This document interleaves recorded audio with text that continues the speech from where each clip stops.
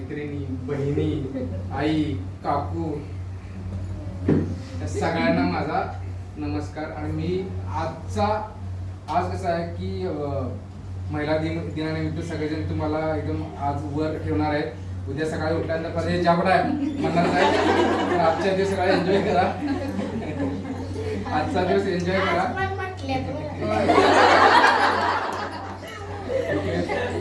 तर मी मेनोपॉज संदर्भात जे बोलणार आहे, मला हे जे आजचं जे बोलतोय हे घरातल्या सगळ्यांनी, असं नाही की ज्यांचा मेनोपॉज होतोय ह्या एजच्याच लोकांनी हे ऐकावं असं काय नाही, हे सगळ्यांनीच ऐकायला पाहिजे.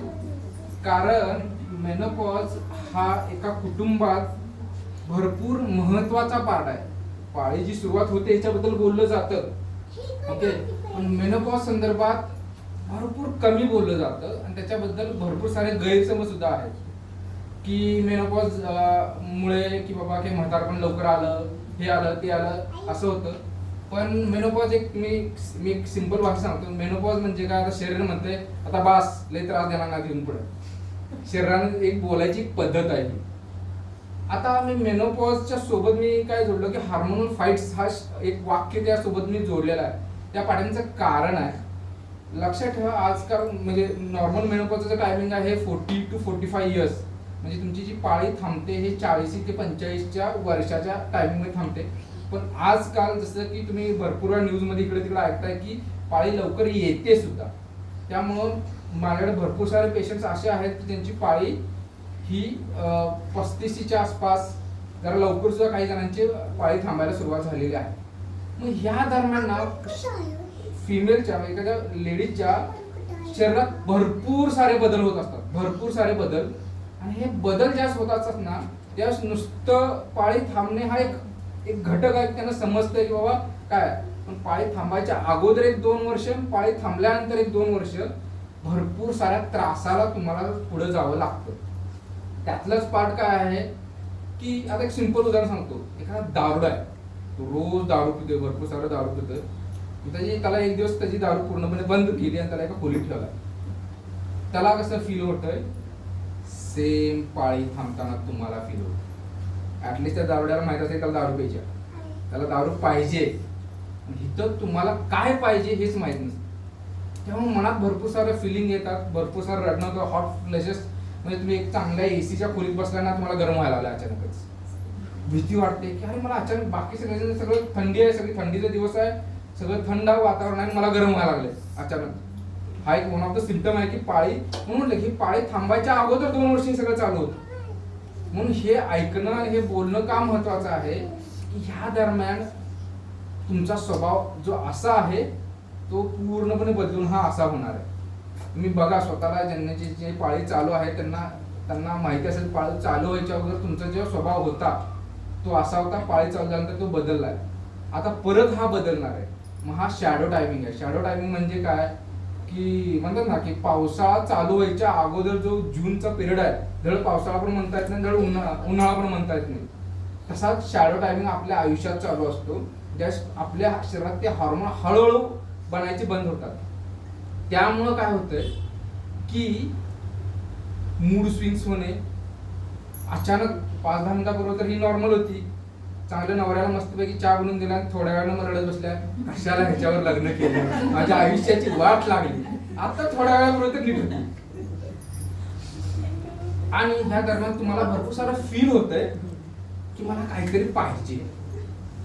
तुम्हाला ते हॉर्मोन मिळत नसतात, त्यामुळे ते फील होत असतं की मला काहीतरी पाहिजे, मला काहीतरी पाहिजे, मला काहीतरी मिळत नाहीये. पण काय पाहिजे हे तुम्हालाच माहित नाही. मी मगाशी म्हटलं त्या दारुड्याला माहित होतं की दारू पाहिजे, तुम्हाला हे माहित नाही, त्यामुळे कन्फ्युजन निर्माण होतं. त्यामुळे तुम्ही ते काय करताय की ती तुमच्या पार्टनर कडून अपेक्षा करताय की त्यानं माझ्या मनातलं समजून घ्यावं. तो बिचारा काय समजून घ्यायचं. ओके, तुमच्या दोघांमधल्या फाईट्सचा ठीक आहे, काय प्रॉब्लेम नाही, पण ह्याच दरम्यान घरात तुमचं जर नॉर्मल लेवलला जर लग्न झालेलं असेल तर मुलं 16, 17, 18 वर्षाची असतात. ओके, त्यांच्या शरीरात हार्मोन्स वाढायला लागले, तुमच्यातले काही हार्मोन्स कमी व्हायला लागले आणि त्यांच्या शरीरात वाढायला लागले. तुम्हाला सगळ्या गोष्टींची भीती वाटत असते तुम्हाला गोष्टी ह्या माझ्याकडनं होतील नाही होतील याची भीती वाटत असते, माझ्याकडे कोण लक्ष देत नाही, माझ्याकडे दुर्लक्ष होते हे मनात वाटत असते, माझ्याकडे कोणच बघत नाही आहे, मी एकटी आहे ह्या पूर्ण पृथ्वीवरती असं वाटत असतंय. पण त्याच वेळेस त्या मुलाला त्या मुलगीला वाटत असते मला काय अशक्य नाही. आणि मग ती त्या दरम्यान तुम्ही तुमच्या भीती त्यांच्या मनात घालत असताय, त्याला थांब म्हणत असताय आणि त्याला थांबणं जमत नसतं. त्यामुळे क्लासेस वाटतात तुमचं नवऱ्याचं, तुमचं मुलांचं. खास करून जर त्या वयात येणारी मुलगी असेल, ती बिचारी भरपूर सफर करते. मुलगा आई दंगा करायला, बाप दंगा करायला, ती बाहेर जाते, काय फरक पडत. तर ती बिचारी धावती मुलगी. ओके, तिला ह्या गोष्टी भरपूर सफर कराव्या लागतात. तर म्हणून मी काय म्हणतोय, ह्याला हार्मोन फाईट्स मी का म्हटलं की ह्या दरम्यान भरपूर सारे डिवोर्सेस होतात. का? कारण तुम्ही लोनली फील करत असताय आणि तुम्ही जे समोर येईल त्याच्यावर सगळा जाळ काढायचा, पण नंतर तुम्हाला वाटतं अरे मी का काढलं हे मलाच कळत नाही, मी का रागवले मलाच माहित नाही, का चिडले मला माहित नाही आहे. ओके, ह्या दरम्यान प्लस शरीरात तुमच्या हाडांमध्ये कॅल्शियमचं डिपॉझिशन कमी होतं. गुडघे दुखणे, कंबर दुखणे, मान दुखणे हे या दरम्यान चालू होतं. शरीर थकतं. तुम्ही अगोदर समजा की घरातल्या 10 माणसांच्या चपात्या लाटत होता, आता एकाची लाटताना 4 जणांना शिवाय देणार. ओके, तर का? कारण ह्या दरम्यान शरीर सगळं थकत असतं. ते हार्मोन्स तुम्हाला सगळं मिनरल्स तुमच्या शरीरापर्यंत डिपॉझिट व्हायला बंद झालेले असतात, कमी होतात, प्रमाणात कमी होतं. मग ह्या दरम्यान मसल सगळे वीक झालेले असतात, मसल कमजोर होत असतात. ह्या दरम्यान सगळ्यात महत्वाचा पार्ट म्हणजे व्यायाम, आणि दुसरा आणि तेवढाच महत्वाचा पार्ट म्हणजे प्राणायाम. का व्यायाम का महत्वाचे? या दरम्यान लक्षात ठेवा, स्पेसमध्ये ॲस्ट्रॉनॉट्स जातात, जगातलं सगळ्यात चांगलं जेवण त्यांच्यापर्यंत असतं, रिसर्च केलेलं. ओके, त्यांना पण तिथे सगळ्यात जास्त वेळ हा व्यायाम करावा लागतो. ते तिकडे जातात, झोपणे नंतर व्यायाम करणे ही 2 महत्वाची कामं सगळ्यात जास्त वेळ तिथं होतात. मग बाकीची राहिली त्यांची कामं आहेत ती होतात. मग व्यायाम का करणं गरजेचं आहे? कारण जोपर्यंत तुम्ही व्यायाम करणार नाही तोपर्यंत शरीर तुम्ही जे काही खाल्लेलं न्यूट्रिशन आहे ते घेणारच नाही. अगोदर ते हार्मोन देत तर होते जबरदस्ती, आता ते शरीर घेतच नाही, मग शरीर कमजोर व्हायला लागतं, भरपूर कमजोर व्हायला लागतं. म्हणून ह्या दरम्यान तुम्हाला व्यायामाची खूप गरज आहे. आता शरीर कमजोर होणार, हाडं ठिसूळ होणार, मग नंतर बोल एक असं पाय वाकडे होणार. बघा भरपूर साऱ्या म्हाताऱ्या अशा चालतात. का? कारण इकडचं कॅल्शियम डिपॉझिशन मध्ये सगळं हे झालेलं आहे. नाहीतर हे नॉकनेस हे असं होतं सगळ्या आतल्या साईडचं कॅल्शियम, खास करून गुडघ्यावरती ह्याचा असर भरपूर सगळ्यात पहिला जाणवतो गुडघ्यावरती, मग नंतर कमरेच्या मणक्यावरती. आणि जर घरात तुम्ही सारखं रडत असाल, दंगा करत असाल तर तुमच्या मानेवरती. का रडत असाल हे मी म्हटलं, कारण जेव्हा रडणार दंगा करणार तेव्हा तुमची मान कायम, तुम्ही जेव्हा दुःखी असेल त्याची मान तुमची खाली असणार, मग त्यावेळेस तिकडं दबाव येणार. मग हे मेनोपॉजच्या दरम्यान हे सगळं माहिती असणं गरजेचं आहे की याला नॉर्मलाइज आहे. की तुम्हाला कसं ओळखायचं किंवा मी विदाऊट रिझन, तुम्हाला कळतंय किंवा मी विदाऊट रिझन मला राग यायला लागला, काय कारण नाही, कुणी एवढं मोठं काय केलं नाही समजा, हे त्यावेळेस तर लक्षात येणार नाही. पण ज्यावेळेस राग येईल त्यावेळेस 5 मिनिटं बसून तो काही कालावधी असतो, काही क्षण असतात, त्यावेळेस तो उचंबळून येतो आणि त्या दरम्यान आपण बोलून जातो. ह्या दरम्यान घरातल्यांनी तुम्हाला कधी कसं बघितलं, ह्या स्वभावाची ही व्यक्ती आहे, ज्या स्वभाव जो बदलायला लागलाय हा त्यांना पण माहित नाही की कसं चाललंय आणि काय चाललंय. ते पण ह्याच्याशी मॅच करून घ्यायला लागले की हे का व्हायला लागलंय, हे असं का व्हायला, हे त्यांना पण माहित नाही. म्हणून मी काय म्हटलं, हे जे ऐकणं हे त्यांनी सुद्धा ऐकणं गरजेचं आहे की त्यांना पण कळावं की हे सगळं हिच्या आयुष्यात व्हायला लागलंय. मेनोपॉजमुळे ह्या सगळ्या गोष्टी होतात.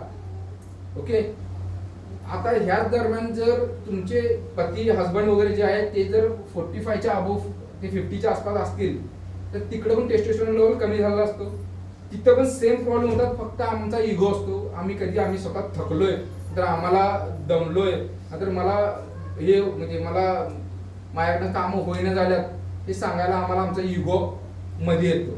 हा पुरुषी इगो आहे आणि तो असतोच. ओके, तो असतोच. मग तेच आहे की मग ह्या दरम्यान तो सुद्धा चिडचिडपणा करत असतो. तुम्ही चिडचिडपणा करणार, तो चिडचिडपणा करणार. मुलं आल्यात, मुलं म्हणणार इथे आमच्या आयुष्यात आता ह्या दरम्यान मुलांना सगळ्यात जास्त गरज असते आई वडिलांची. का? कारण शरीरात जे बदल व्हायला लागल्यात, काय व्हायला लागल्यात, ह्या दरम्यान त्यांच्या मनात ज्या भावना उठत आहेत की त्या भावना कुठं व्यक्त करायच्या, मग ते कुणीकडे जाणार? त्यांच्यासारखेच.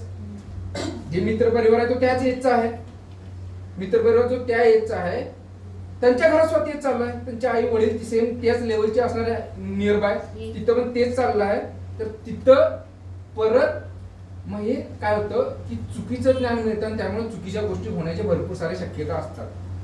तुम्ही बघा पाठीमाग जे एजेड आहेत, तुम्ही बघा की तुम्ही पाठीम बघितल्यानंतर काय वाटतं की तुम्ही बघा तुम्हाला तुमच्या आयुष्यातला कुठला क्षण सगळ्यात जास्त आठवतो की ज्यावेळेस तुमच्या शरीरात पाळी बदलून सुरुवात झाली, जसं की 8वी 9वी 10वी ते 12वी पर्यंतचा जो काळ आहे हा आठवतो लगेच. का आठवतो? कारण तोच काळ पूर्ण शरीराची आणि तुमच्या पूर्ण आयुष्याची दिशा देणारा काळ असतो. ह्या दरम्यानच्या काळात जर आई वडील घरात भांडत असतील तर त्यांच्याकडे कोण बघणार?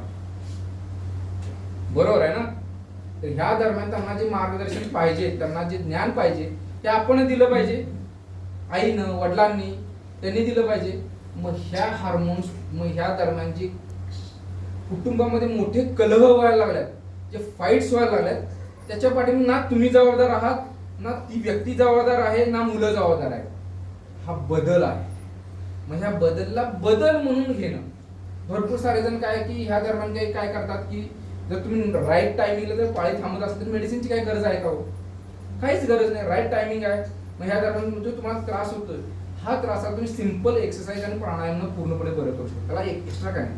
त्याबरोबर काही सप्लिमेंट्स जसं की व्हिटॅमिन डी, कॅल्शियम लागतं, पण त्याच्यापेक्षा जास्त काय व्हिटॅमिन डी ची गरज आहे. व्हिटॅमिन डी तुम्ही खाल्लेलं कॅल्शियम हे तुमच्या हाडांपर्यंत पोहोचवायचं काम करतं, व्हिटॅमिन डी.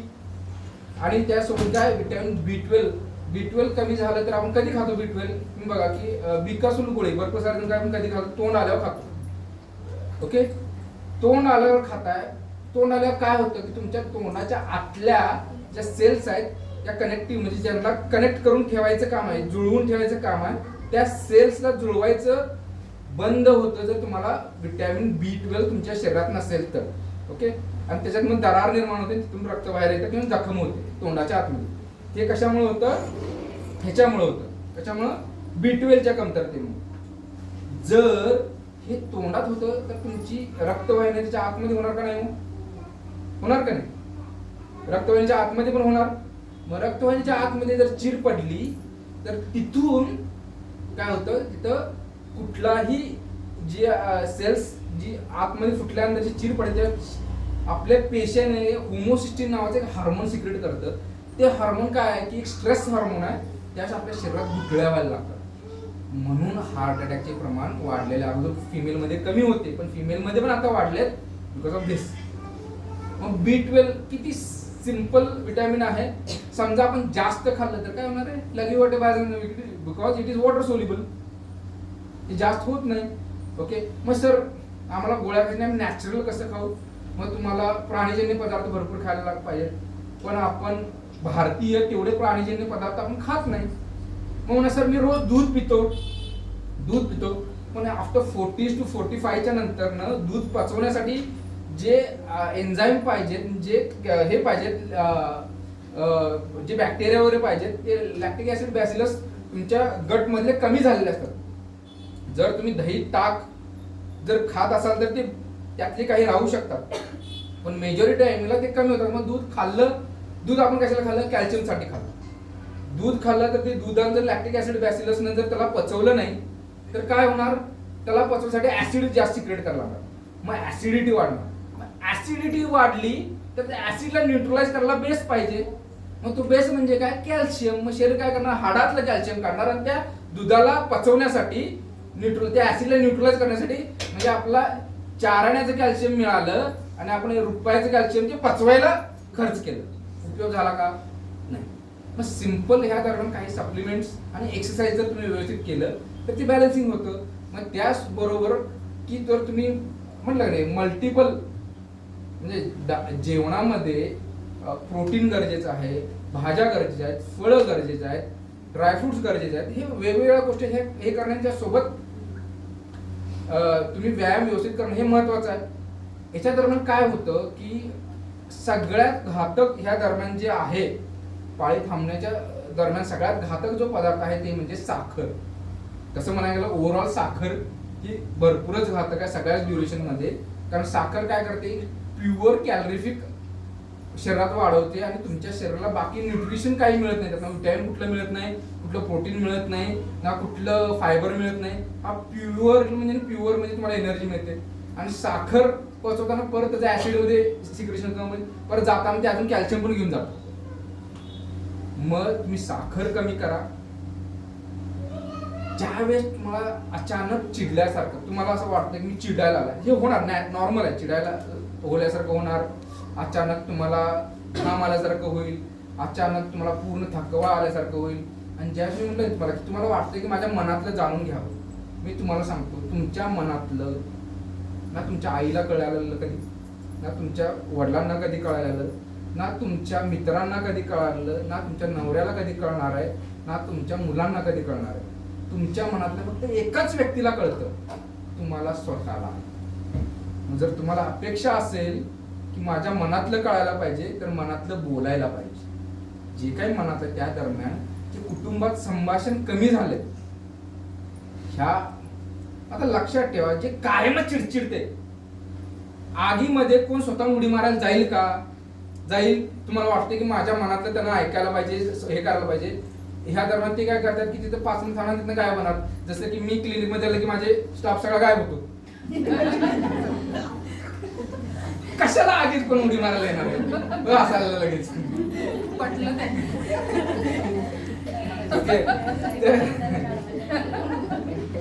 तर म्हणून म्हटलं, जर तुम्ही चिडचिड सारखा करत असला तर ना नवरा थोडा जास्त वेळ तुमच्या जवळ थांबणार, ना मुलं जवळ थांबणार आहेत, ना ते म्हणणार मी काही बोललं तरी चिडतंय. त्याच्या न बोलायला बरं आहे, त्याच्या न बोलायला बरं आहे. त्यामुळं तुम्हाला जेव्हा चिडचिडपणा होईल त्यावेळेस 5 मिनिटं बाजूला जाणे, एक ग्लास पाणी पिणे, नॉर्मल होणे. आणि ज्यावेळेस तुमच्या मनात ज्या भावना आल्या की मला आज अचानक हॉट मेसेज झाल्यात आणि तुम्हाला थकवा जाणवलाय, त्या दरम्यान मला आज जेवण बनवायचं नाहीये, तुमच्या मनात काही इच्छा असेल त्यांना स्वतःहून मानला पाहिजे. आज जेवायला नको आपण जरा काय वाटणार, आज बाहेर जाऊया म्हटलं तर शिवाय बसतील, रोज रोज बाहेरचं खात्या म्हणणार, मी करून ठेवते आणि बाहेरवर खाऊन येतात. मग कुणाच्या मनात काय चाललंय काय म्हणणार, म्हणजे आपल्या मनातलंच पाहिजे ते बोलायला पाहिजे.